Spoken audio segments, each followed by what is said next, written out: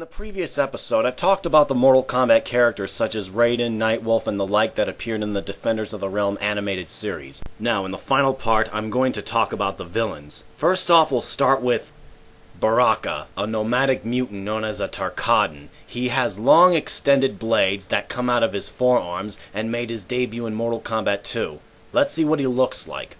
He looks just like his game design from Mortal Kombat 2, but was seen in one episode. However, in the Defenders of the Realm animated series, he was called Karbarak, which sounds like Baraka with a phonetic anagram of his name, but as a kid I still call him Baraka. Next! Cyrax, one of the cybernetic ninjas who made his debut on Mortal Kombat 3. He was assigned to hunt down SubZero as designated Unit LK-44. Let's see what he looks like. He's got his looks from Mortal Kombat 3 and was seen in one episode where he and Sector led an attack on Earthrealm. Ermac, a red ninja who possesses psychic powers and can travel to different realms fused by the souls of warriors and made his debut on Ultimate Mortal Kombat 3. But before that, he was first seen as a glitch in the original Mortal Kombat arcade game in 1992. In Defenders of the Realm, he has his design from Ultimate MK3, except he's a normal human who had an allegiance to Shao Kahn. His only inhuman feature was his solid white eyes. When he removes his mask, he has a goatee and receding hairline. He was seen in one episode, and he was voiced by Kevin Michael Richardson. Kaino, a mercenary and leader of the international crime known as the Black Dragon Clan. He first made his debut in the first Mortal Kombat game and sports a metal plate on the left side of his face as a result of a disfiguring injury. Let's see what he looks like, chumps! What can I say, folks? His design is just like how he looked in Mortal Kombat 3 except with a beard, and he was seen in 2 episodes, which also explains Kano's past rivalry with Sonya, and he was voiced by Michael Philip de Beers, who had a recurring role on MacGyver.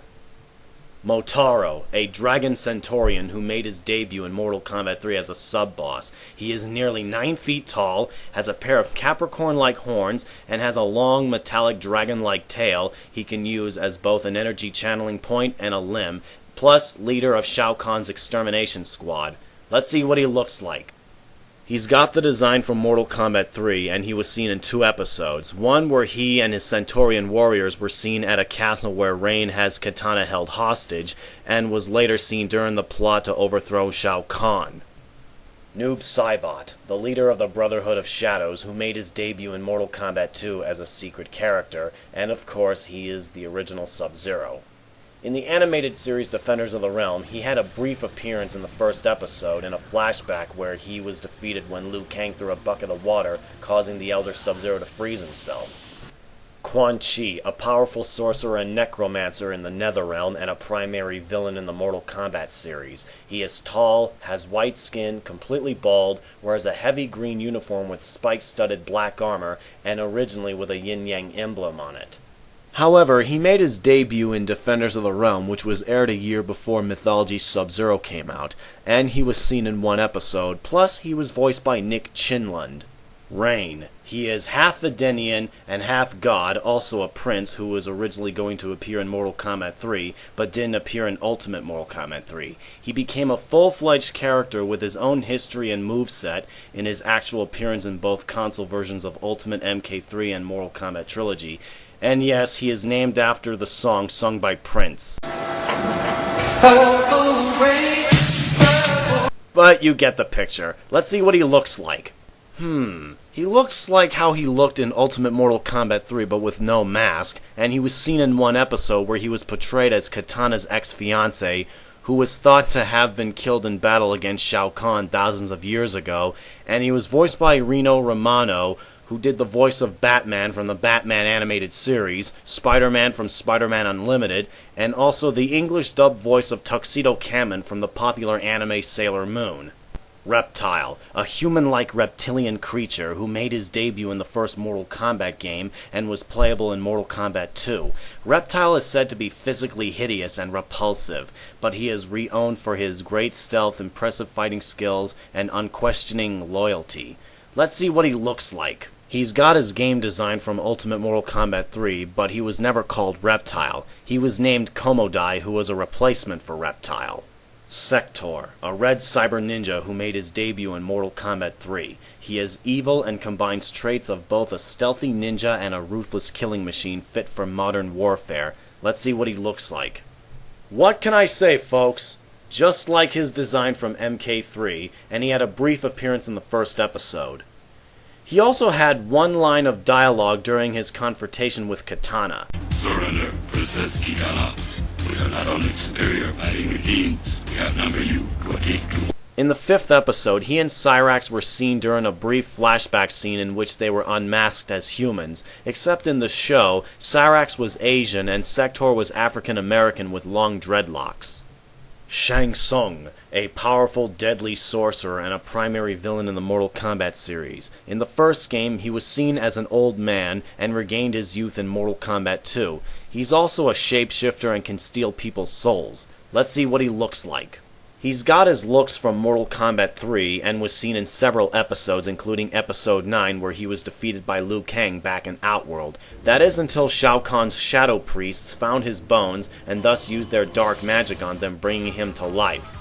Also, he was voiced by Neil Ross, who did voices on minor characters from different animated series based on Hasbro products, Marvel Comics, and numerous video games. Shiva, an ancient Shao Kahn who made her debut in Mortal Kombat 3. She possesses incredible strength, has the ability to shoot fireballs, teleport, and a mere stomp that could cause earthquakes. Let's see what she looks like, folks. Yep, she has the Mortal Kombat 3 design, and she had a small role in which she possessed a long-standing hatred of Raiden, plus she was voiced by Dawn Lewis, the Shadow Priests. They are Shao Kahn's top and royal sorcerers who were first seen in Mortal Kombat 2, led by Shang Tsung.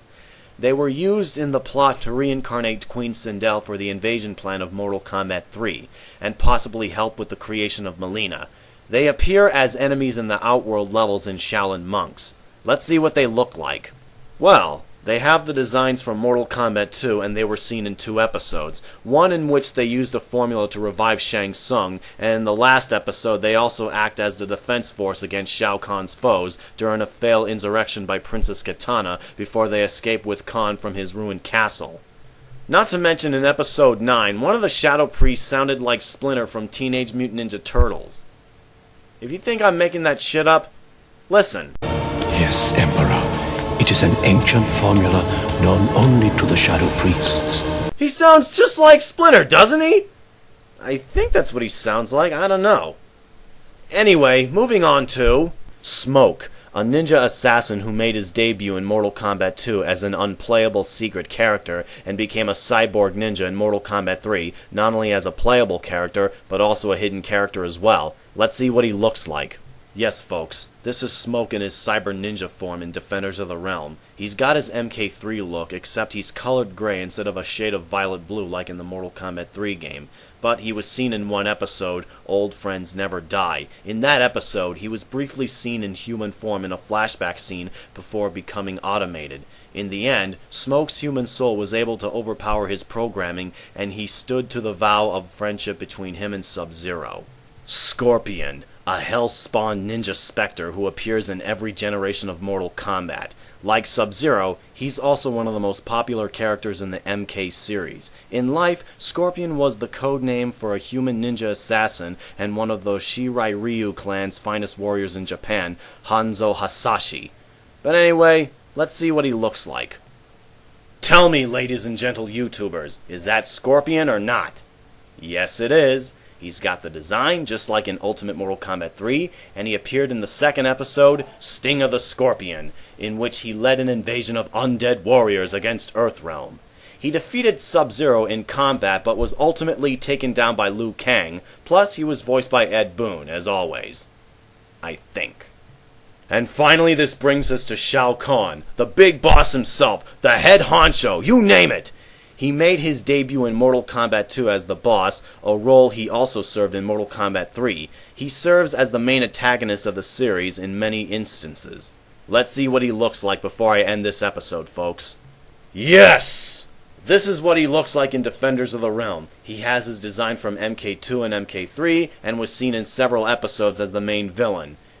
Yes, he still seeks to conquer Earthrealm and have it as another addition to his collection of enslaved realms that he had merged with Outworld, and he was voiced by John Vernon. No, not Vernon from Ninja Turtles, you idiots! This Vernon, John Vernon, the Canadian actor! Well, this ends my review on the Mortal Kombat characters that appear in the Defenders of the Realm animated series. I have to say all the characters look just like their game designs from MKs 2, 3, and Ultimate MK3. They look so recognizable. Well, yeah, because the character designs are based from their Mortal Kombat 3 and Ultimate Mortal Kombat 3 sprites. Except for Kitana, which I've talked about her in the first part of my review, whose design looks like a blend of her looks from Mortal Kombat 2 and Ultimate Mortal Kombat 3. Anyway, I hope you all enjoyed my two-part review. Perhaps I shall see you people of Earthrealm real soon.